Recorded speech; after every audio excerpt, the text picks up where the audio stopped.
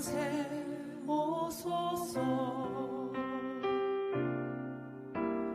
보사로 주여 일하사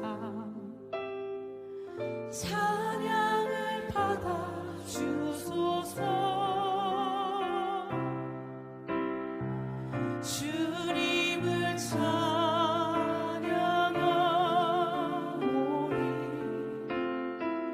주님을 경배하오니 왕이신 예수여 오셔서 좌정하사 다스리소서.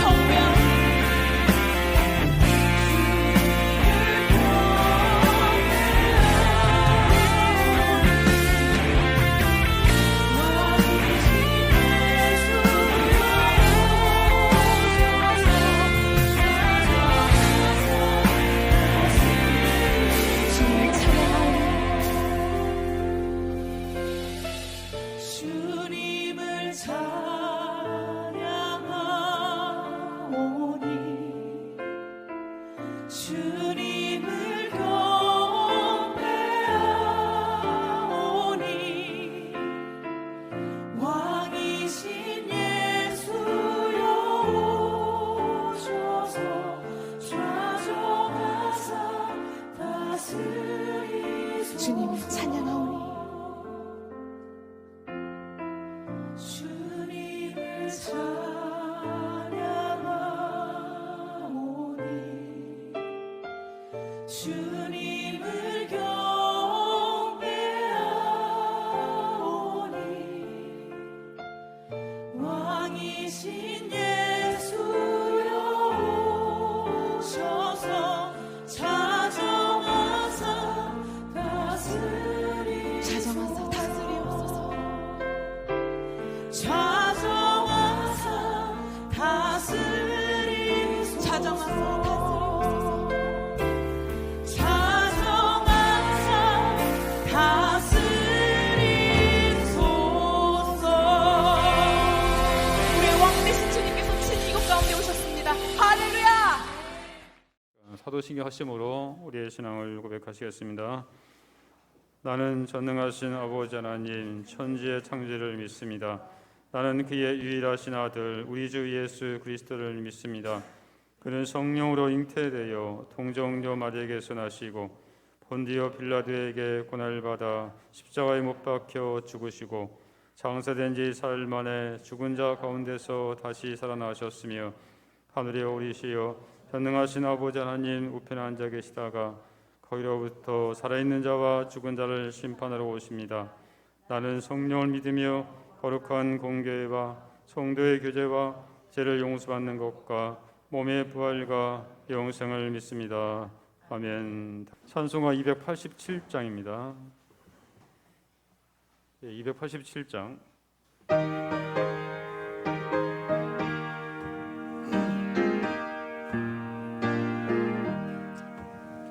예수 앞에 나오며 제사 받으며 주의 품에 안기어 여이시라 우리 주만 믿음 모두 얻으며 영생 공당 연류가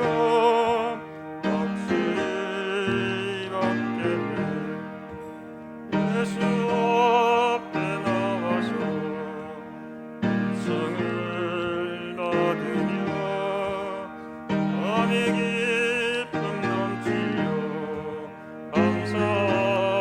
감사하리라 우리 주만 믿으면 모두 얻으며 영생 공당 연류가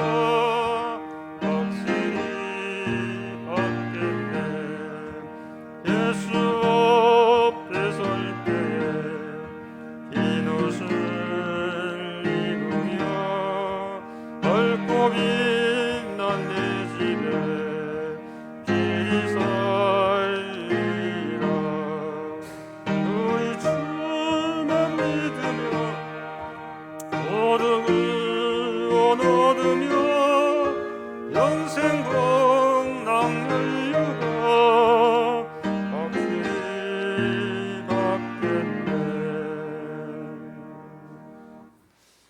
이 시간을 대표해서 한승희 집사님 기도하시겠습니다.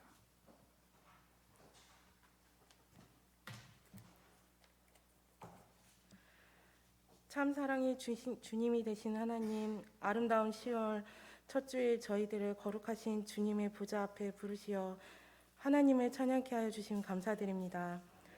철을 따라 열매를 맺는 풍경을 보게 하시고 지혜와 사랑으로 온 세상을 통치하시는 하나님의 사랑을 찬양합니다. 오늘 또 지혜와 사랑으로 함께 하실 하나님을 믿음으로 예배하길 원합니다. 하나님의 뜻을 온전히 따르지 못했던 지난 한 주간의 삶을 주님께 회개합니다. 분주한 일상으로 인해 신앙은 뒷전이 되고 믿음의 삶은 무의미하게 보였습니다. 하나님과 동행하기보다 세상 일로 분주했던 저희들의 모든 죄악들을 주님께 내려놓습니다. 우리 안에 남을 시기하고 질투하며 타인을 수단화하려는 악한 생각을 모두 성령의 불로 태워주시고 정한 마음을 창조하여 주시옵소서. 희생과 헌신, 사랑과 긍휼로 채워주시옵시고 주의 긍휼하심을 믿고 주님께 나아가오니 받아주시옵소서. 어제는 대한민국 국가기념일인 국군의 날이었습니다. 이 시간도 나라를 지키기 위해 젊음을 헌신하는 국군 장병들에게 은혜를 내려주시옵시고 또한 오산군지단과 935 부대와도 함께하시어 군 생활을 하는 가운데 아무 사고 일어나지 않게 하시고 안전하고 건강한 몸으로 가족들의 품에 돌아갈 수 있도록 하여 주시옵소서. 멀리 타국에 있는 한빛부대와도 함께 하시고 어느 곳에서든 눈동자와 같이 지켜주시고 동행하여 주시옵소서. 주님, 목사님을 기억하시어 말씀을 준비하는 동안 하나님께서 마음과 생각을 지켜주시고 성령의 붙들림 받는 은혜의 시간이 되기를 원합니다. 우리 교회에 합당한 말씀이 선포되게 하시고 말씀을 증거하실 때 듣는 이들에게도 큰 소망과 위로가 되게 하여 주시옵소서. 성도들도 한 마음이 되어 기도함으로 준비하게 하시고 열린 마음으로 하나님의 말씀을 듣게 하옵소서. 이 예배로 하나 되어 시대의 소명에 응답하는 교회가 되게 하여 주시옵시고 예배를 돕는 이들에게도 복을 주시옵소서. 이 모든 말씀 예수님의 이름으로 기도합니다. 아멘.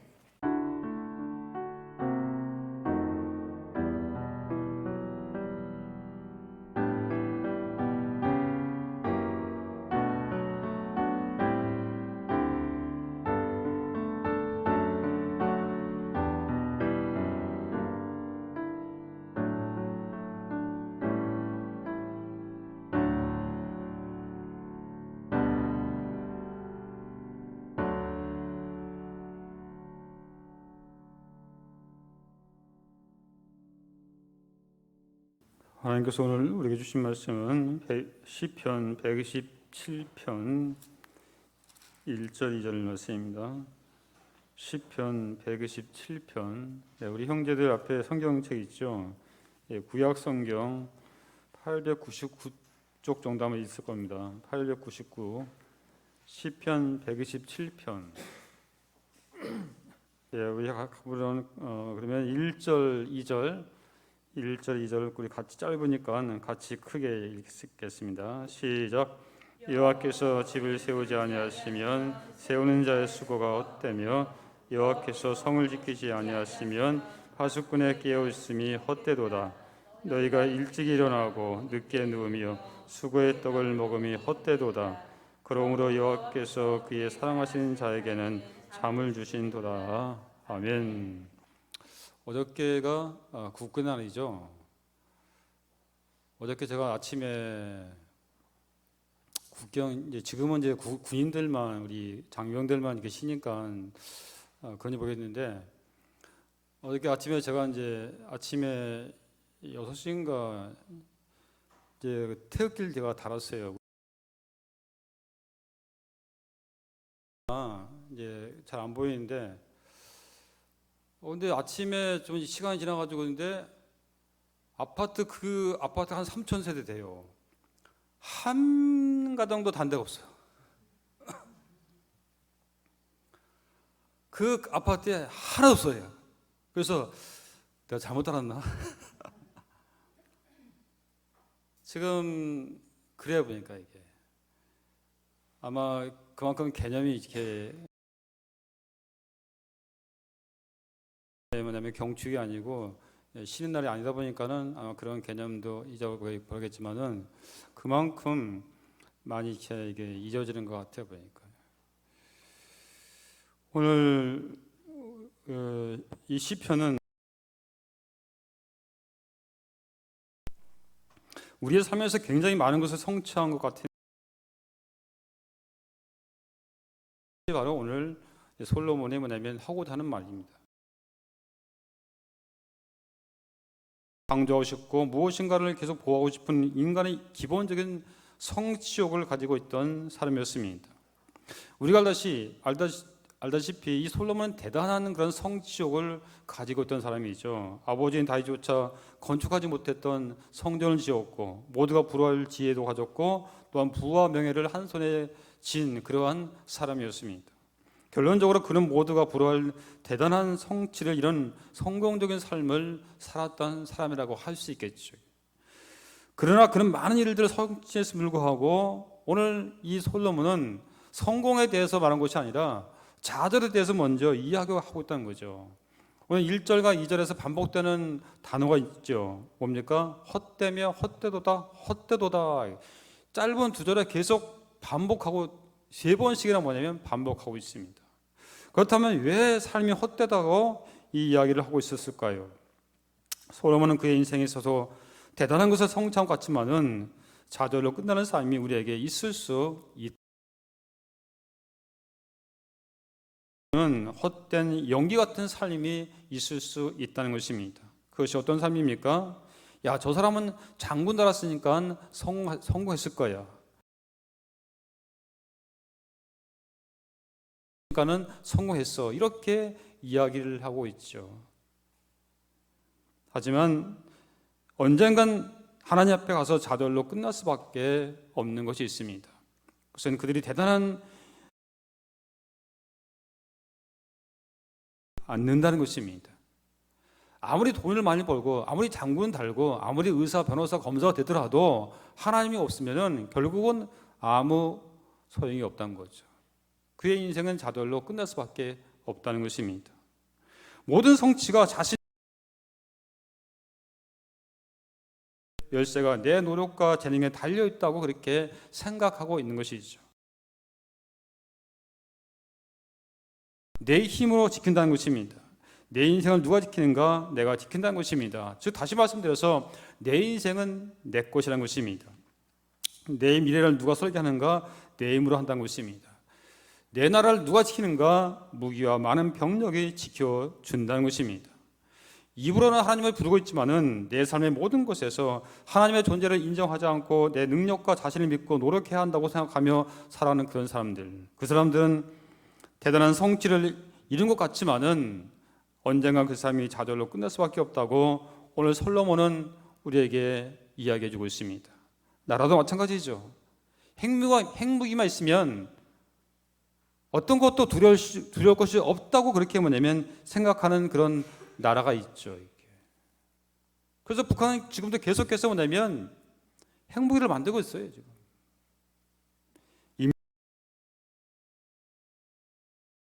뭐냐면 핵무기 결국 누구입니까? 자기를 위해서.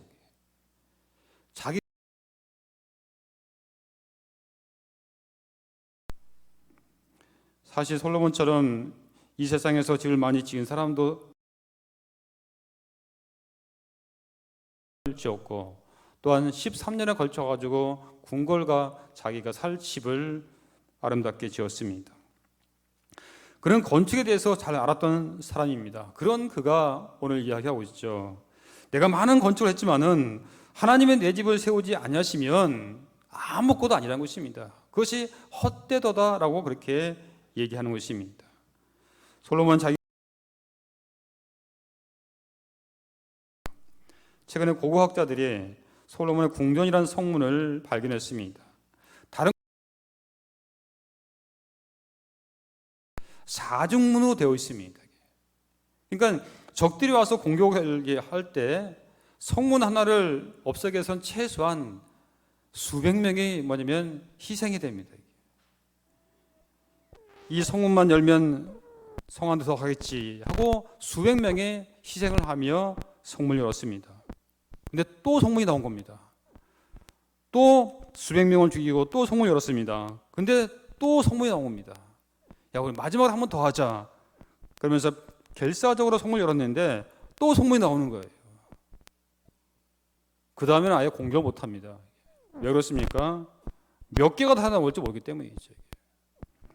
솔로몬은 이처럼 철저하게 성문을 만들어서 자기의 성을 지켰습니다. 하지만 솔로몬은 하나님이 지켜주지 않으면 그 모든 것이 헛되다라고 그렇게 이야기하고 있습니다. 실제로 그렇죠. 솔로몬 이후에 솔로몬이 지은 성전과 궁전이 어떻게 되었습니까? 지금 이스라엘 가게 되면 그 솔로몬이 지은 성 다 없었습니다. 돌 위에 돌 하나도 남지 않고 다 파괴되고 말았습니다. 1절에서 솔로몬은 이렇게 고백합니다. 여호와께서 집을 세우지 아니하시면 세우는 자의 수고가 헛되며 여호와께서 성을 지키지 아니하시면 파수꾼의 깨어있음이 헛되다 그렇게 얘기하고 있습니다. 2차 대전 시 일본이 진주만을 기습해서 성공하죠. 하지만 얼마든지 막을 수가 있는 기회가 있었습니다. 미국은 일본이 기습할 것이라는 사전 정보를 탐지했지만은 고위층에서는 말도 안 되는 소리라고 그렇게 하면서 묵살했습니다. 관계자들도 안에게 대처하고 전문 보고도 긴급을 보지 않고 일반 평문으로 보냈습니다. 그래서 기습이 일어난 후에 그 전문이 장관에게 보고됐습니다. 특히 폭격 50분 전에 레이더 관제소에서 근무 중이던 2명의 병사가 레이더망에 나타난 많은 점들을 포착해서 보고를 했지만은 담당 중위가 아군 비행기로 착각해서 무시하고 지나쳐 버렸습니다. 결국 2,400명의 장병들이 죽고 수많은 사상자와 엄청난 장비들을 피해를 입었습니다. 아무리 우수한 장비와 경계병이 있더라도 하나님이 도와주시지 않으면 헛된 것임을 알 수가 있습니다. 어디가 건군 74주년 국군의 날이었습니다. 계룡대에서 6년 만에 행사를 치렀습니다. 국군의 날을 10월 1일로 결정한 것은 1950년 6월 25일 6.25 정전 당시에 인천 상륙 작전으로 반기에 성공하고 북진을 하는데 1950년 10월 1일 대장 허영순 소령이 38선을 돌파해 양양합 고지를 점령했습니다. 그래서 이날을 기념해서 국군의 날로 제정한 것입니다. 당시 남북한의 군사력을 비교하게 되면 북한의 병력은 남한 병력의 2배였습니다. 북한 병력이 18만 2,680명인데 반해서 우리 한국군은 94,974명이었습니다.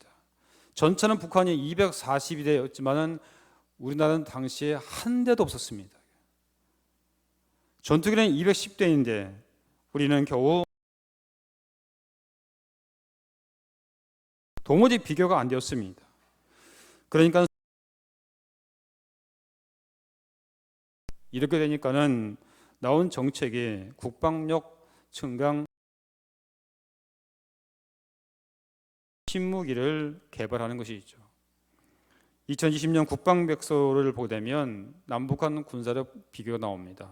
얼마 전에 나왔었는데 병력 면에서는 북한이 128만 명이고 우리 한국군은 55만 5천 명으로 여전히 뭐냐면 북한이 2.3배 우수합 이렇게 많은 것으로 나왔습니다.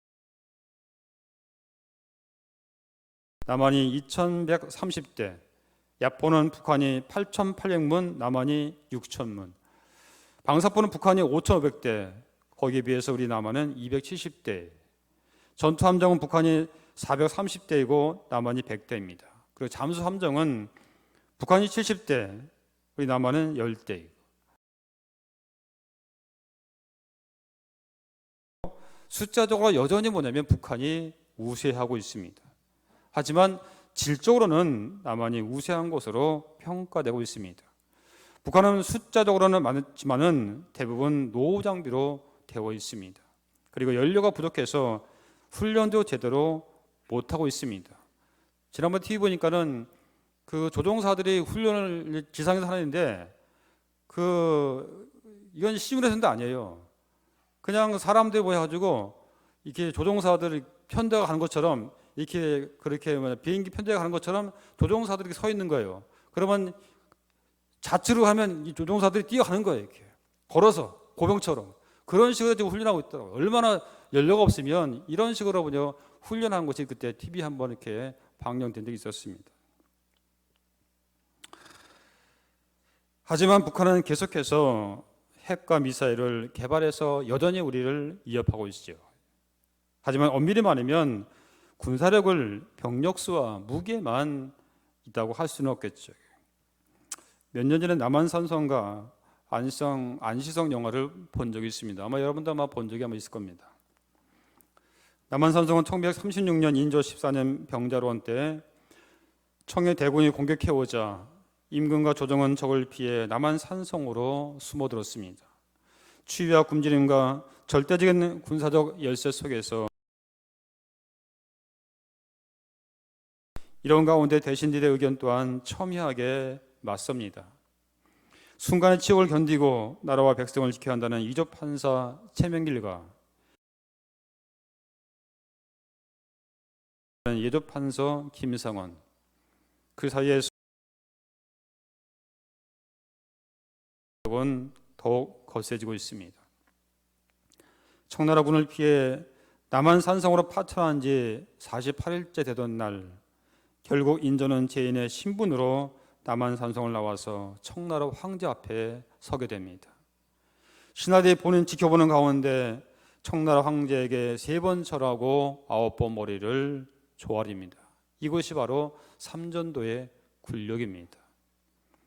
반면에 안시성 전투는 645년 천하를 평정하려는 당나라 태종 이세명이 20만 대군을 이끌고 고구려의 변방 안시성을 침공했지만은 안시성 성주 양만춘과 5천 명의 안시성 군사 백성들에게 패한 역사적 사실을 다룬 영화입니다.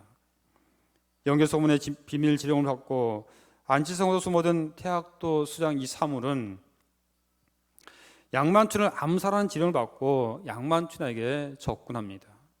하지만 사물이 안시성에 와서 본 양만춘은 낮에는 성안 곳곳을 다니며 백성을 살피고 밤이면 백성의 경조사를 축하하며 백성과 스스럼 없이 어울리는 사람으로 자신의 야망과 권력을 탐하는 반역자의 모습과는 거리가 멀다는 것을 알게 됩니다. 고구려를 함락하려는 당태종 이세민은 20만 대군을 이끌고 고구려의 변방 안시성을 공격하자 안시성의 5천 명의 군사와 백성들은 모두 한 마음으로 죽음을 불사하고 항전함시오.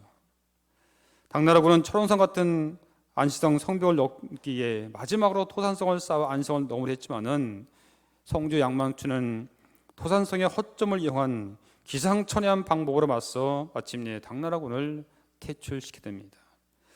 저는 이 두 편의 영화를 보면서 왜 남한산성에서 인조 임금이 치욕스러운 일을 당했고 반면에 안시성 싸움에서 비록 40배에 달하는 병력 열세에도 불구하고 승리했는지 한번 생각해 봤습니다. 여러 가지 많은 이유가 있지만은 저는 두 가지를 한번 이렇게 여러분한테 말씀드리고 싶습니다. 먼저 들 수 있는 것은 바로 지도자의 솔선수범입니다. 남한산성 영화에서 보듯이 지도자의 무능, 지도자의 결정에 따라 얼마나 많은 백성이 무참하게 희생되었는지 한눈에 볼 수 있었습니다. 중요한 결정은 지도자들이 내렸지만은 희생되는 것은 무고한 백성들 뿐이었습니다. 단적인 예로 영의정 김유의 의지로 기습부대 300명을 사지로 내몰았다는 경우를 들 수 있습니다. 결국 전멸에 가까운 사상을 내고 마는데 영의정 김유는 어떠한 책임도 지지 않았습니다. 올라 말하면 국무총리겠죠. 오히려 장군 20여걸 패전의 원인 제공자라도 몰아서 책임을 전가해버렸습니다.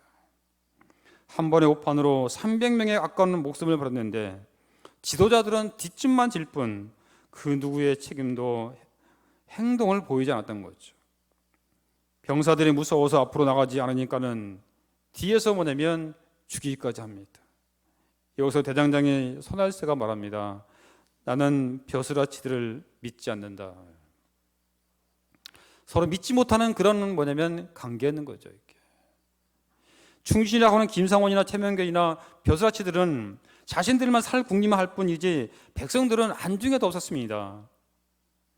예를 들어서 추운 겨울에 옷이 없어 덜덜 떨며 가마리를 뒤집어 쓰고 경계를 서고 있는데 말들이 먹을 것이 없어서 죽는다고 그 가마리를 다 거두어가지고 말들의 먹이를 주었던 거죠.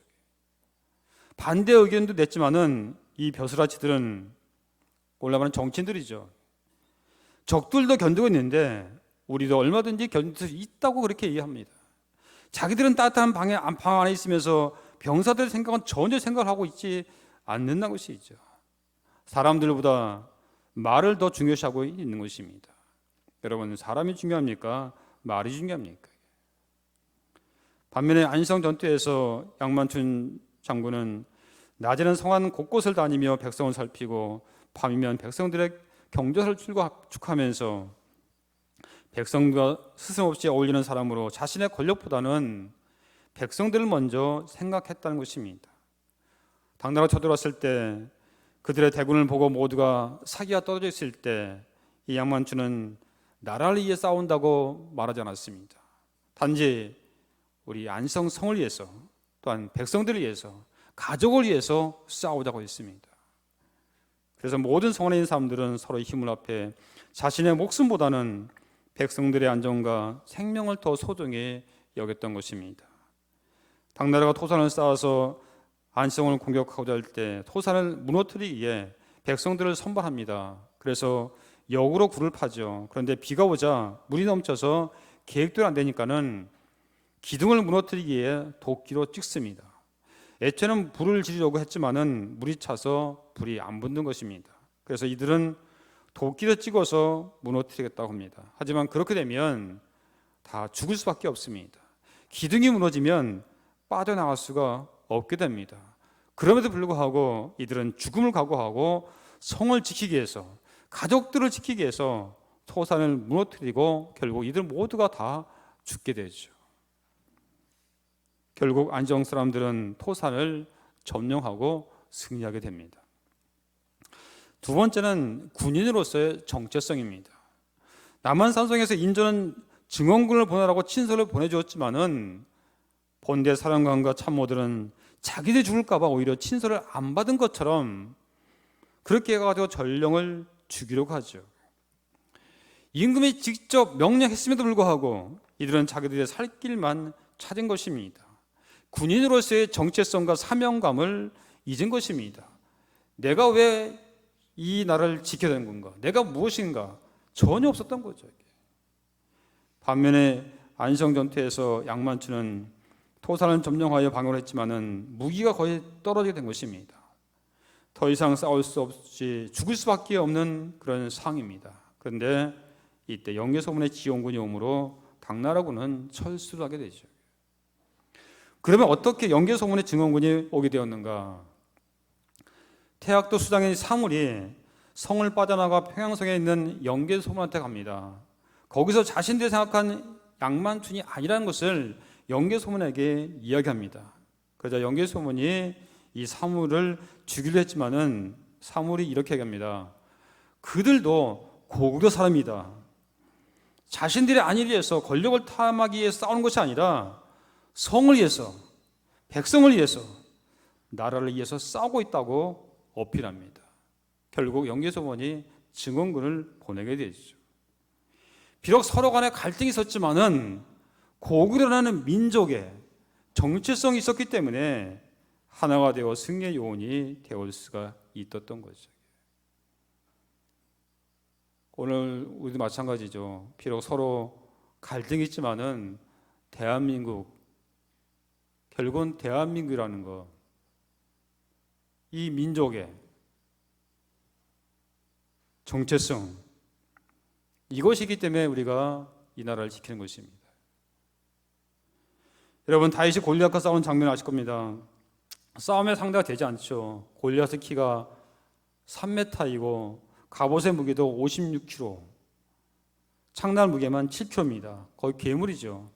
반면에 다윗은 17세 정도의 어린 소년입니다. 근데 다윗은 자신을 뭐라고 합니까? 주의 종. 자신을 가리켜서 하나님의 종이라고 불렀습니다. 이 말은 뭐냐면 자신이 하나님께 속한 사람으로 하나님이 지켜주시고 보호하시며 하나님의 뜻대로 사는 사람이라는 그런 뜻입니다. 다윗은 바로 정체성에 있었던 것입니다. 나는 하나님께 속한 사람이다. 나는 하나님을 위해 살아가는 바로 하나님의 사람이다. 이런 것이 뭐냐면 있었던 것입니다. 다윗은 전쟁을 치르면서 이러한 확신이 좀 더 분명해집니다. 그리고 한참 후에 시련과 고난이 당할 때 아둘람굴에서 하나님의 자신을 부르신 이유를 깨닫게 됩니다. 그러므로 우리도 영적 싸움 이전에 나는 하나님께 속한 자로 하나님의 은혜로 살아가는 사람이다. 하나님이 나를 보호하신다는 분명한 정체성을 가지고 우리가 살아가야 할 것입니다. 마찬가지로 우리가 군생활을 하면서도 주님께서 나를 보호해주신다. 나는 주님께 속한 사람이다. 이런 정체성을 가지고 우리가 군생활을 우리가 해야 되는 것이죠. 그럴 때 주님께서 여러분들을 도와주실 것입니다. 1967년 6월 5일부터 10일까지 일어났던 이스라엘의 6.1 전쟁, 여러분 아실 겁니다. 이집트와 시리아 그리고 요르단의 3개 연합군과 이스라엘이 전투를 벌인 전쟁입니다. 이 전쟁은 처음부터 상대가 안 돼요. 이집트, 시리아, 요르단은 당시에 1억입니다. 합쳐서. 반면에 이스라엘은 겨우 500만밖에 안 돼요. 1억 대 500만. 이건 게임이 안 되죠, 이렇게. 그런데도 개전 2시간 만에 이스라엘은 적의 주력 부대를 마비시켜 놓았고 48시간 만에 시나이 반도를 점령해 버렸습니다. 상대방의 전차 200대를 파괴하고 가자지구 사령관의 항복을 받아냈습니다. 그리고 전쟁 6일 만에 이스라엘이 점령한 영토는 본토의 2배나 되었습니다. 이것은 전쟁은 병력의 수나 무기만의 힘이 다가 아님을 보여준 좋은 예라고 할 수 있겠죠. 당시 서방의 기자가 이스라엘 진지를 방문해서 여군들이 열심히 군사 훈련하는 것을 보고 어렵지 않느냐 이렇게 질문했습니다. 그랬더니 이 여군이 대답하기를 나라가 망해서 죽는 것보다 낫다 이렇게 대답을 했던 것이죠. 이들은 자신의 정체성을 분명히 알았습니다. 자신이 왜 싸워야 하는지를 분명히 알았던 거죠. 이 같은 정신이 무기와 어떻게 비교되겠습니까? 여러분, 미국이 월남에서 패배한 것이 무기가 부족했습니까? 그것은 정신의 패배였습니다. 이스라엘 주변에 1억을 상대해서 그 10분의 1도 안 되는 인구 가지고 생존을 위해서 싸웠으니 얼마나 절박한 심정으로 나가서 싸웠겠습니까? 그러니 그들이 강하지 않을 수가 있겠습니까? 이것은 바로 정체성의 문제이죠. 1967년 6월 전쟁 당시 이스라엘의 국방장관인 모세 다얀 장군은 전방에 병사들을 보내놓고 자신은 방송국에서 시편 27편을 낭독했습니다. 여호와 나의 빛이요 나의 구원이시니 내가 누구를 두려워하리요. 요한은 내 생명의 능력이시니 내가 누구를 무서워하리요. 나의 대적 나의 원수된 행악자가 내 살을 먹으려고 내게로 왔다가 실족하여 넘어졌도다. 군대가 나를 대적하여 일어나 나를 치려할지라도 내가 오히려 안연하리로다 했습니다. 전쟁터에서 학성기를 통해서 흘러나온 저 국방장관의 확신에 찬 시편 낭독을 듣는 이 병사들의 마음이 어떻겠습니까? 누가 이 사람들을 이길 수 있겠습니까?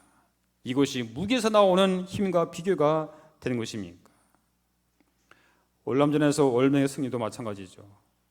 당시 미국은 2차 대전 이후에 엄청난 항무기와 폭탄을 베트남 전역에 사용했고 수많은 군인들을 보내어 아예 아이들까지도 학살시켜버렸습니다.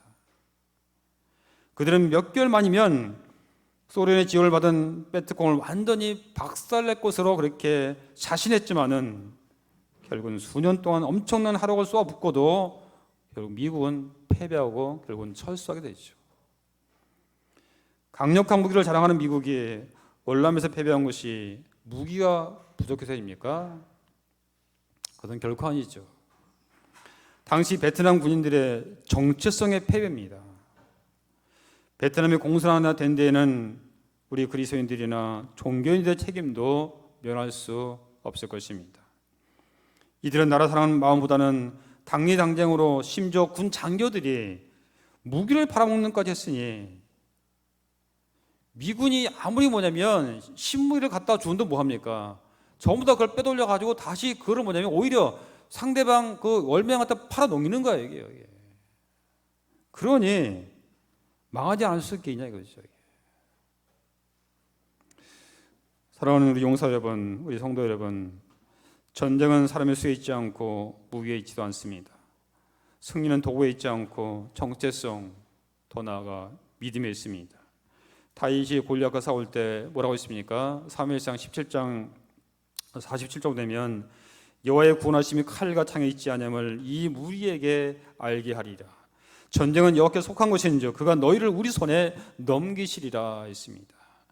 잠언 3장 5절에 너는 마음을 다하여 여호와를 신뢰하고 내 명체를 의지하지 말라 그리하면 내 길을 지도하시리라 이렇게 말씀하고 있죠. 하나님을 신뢰한다는 것은 하나님을 믿는다는 것입니다. 다윗은 하나님께서 반드시 승리하게 해주실 것을 믿었습니다. 그래서 골리앗을 이길 수가 있었던 것입니다. 안시성 전투에서 결정적 승리의 요인은 바로 믿음이었습니다. 이길 수 있다는 믿음, 하늘이 우리를 도와주실 것이라는 바로 그런 믿음이었습니다. 성규 양망춘 장군이 주머니 하를 당겨서 당 태동의 눈을 맞출 수 있었던 것도 바로 믿음이었습니다. 물론 당시에는 하나님이라는 존재를 몰랐겠지만은 저는 하나님께서 도와주신 것이라고 저는 그렇게 믿습니다. 사랑하는 여러분, 이것이 무기만 가지고 될 일입니까? 아무리 무기가 많아도 그 무기를 들고 싸우는 병사들의 정체성 문제인 것입니다. 이것은 오늘도 마찬가지입니다. 그래서 철저하게 신앙으로 무장해야 되는 것입니다. 그러면 우리 그리스도인들의 나라 사랑은 어떤 것이 하겠습니까? 철저하게 하나님의 뜻에 따라야 되는 것입니다. 그러면 하나님의 뜻을 우리가 어떻게 할 수 있습니까? 하나님께서 말씀하신 바로 계시하신 그 말씀에 우리가 입각해야 되는 것이죠. 오늘 본문에 다시 한번 볼까요? 자, 우리 1절을 우리 다시 한번 우리 같이 읽겠습니다. 1절 같이 시작. 여호와께서 집을 세우지 아니하시면 세우는 자의 수고가 헛되며 여호와께서 성을 지키지 아니하시면 파수꾼의 깨우심이 헛되도다. 사랑하는 여러분, 북한의 김정은 정권이 아무리 핵을 가지고 위협을 하더라도 하나님께서 우리와 함께 하신다는 믿음을 가진다면 하나님께서 우리를 도와주실 것입니다. 우리 용사들 군생하면서 저 북한이 또한 러시아 또한 중국이 일본이 우리를 계속 위협하고 있지만은 그러나 걱정할 필요 없어요. 다윗이 뭐냐면 골리앗과 싸울 때 전혀 뭐냐면 무서워하지 않았습니다. 왜냐? 하나님이 함께 하신다는 그런 믿음이 있었기 때문이죠. 우리 용사들도 그런 믿음을 가지고 우리가 군생활 했으면 좋겠습니다. 오늘 공군 74주년 국군날을 맞이하면서 다시 한번 나라의 소중함을 생각하시면서 내가 왜 여기 와 있는지, 내가 왜 군대 왔는지, 어쩔 수 없이 끌려왔다고 생각하면 이거는 전부 다 그렇게 갖고 있다면 우리나라는 망할 수밖에 없습니다. 하지만 내 사명과 정체성이 분명하다면 우리는 얼마든지 북한을 이길 수 있습니다. 우리는 적들을 이길 수 있어요. 그런 사명감 가지고 특별히 하나님의 말씀을 붙잡고 하나님을 의지하며 하나님을 신뢰함으로 강인한 부대, 강인한 용사들이 되시기를 주님으로 간절히 축원드립니다. 아멘. 기도하겠습니다. 은혜와 진리가 풍성하시고 자비로우신 아버지 감사합니다. 공군 74주년 국군의 날을 맞이해서 다시 한번 나라의 소중함을 깨닫게 하여 주심을 감사드립니다. 아무리 북한이 저 김정은 정권이 우리를 위협하더라도 하나님이 나와 함께 하신다는 사실을 믿고 내 자신의 정체성을 분명히 알고 나간다면 얼마든지 하나님께서 우리와 함께 하신다는 것을 저희들은 믿습니다. 그 하나님을 의지하고 믿고 나가는 우리 모든 용사들, 우리 또한 성도들 되게 하여 주시옵소서. 예수님 이름 감사하며 기도하옵나이다. 아멘. 이제는 우리 주 예수 그리스도의 은혜가 하나님의 또 지나신 사랑과 성령의 감화감동 충만하신 은총이 오늘 말씀을 통해서 어떠한 세력도 하나님이 물리쳐 주시고 하나님 우리와 함께 하신다는 어떤 우리의 어떤 정체성과 우리의 사명감을 가지고 나아가기 원하는 사랑하는 모든 성도들, 우리 용사들 머리머리 예와 우리의 또한 생활관과 우리 오상구지원단 구상부대에 그리고 멀리 해에서 임무 수행하고 있는 우리 한빛부대에 이제로부터 영원토록 함께 하시기를 간절히 축원하옵나이다. 아멘.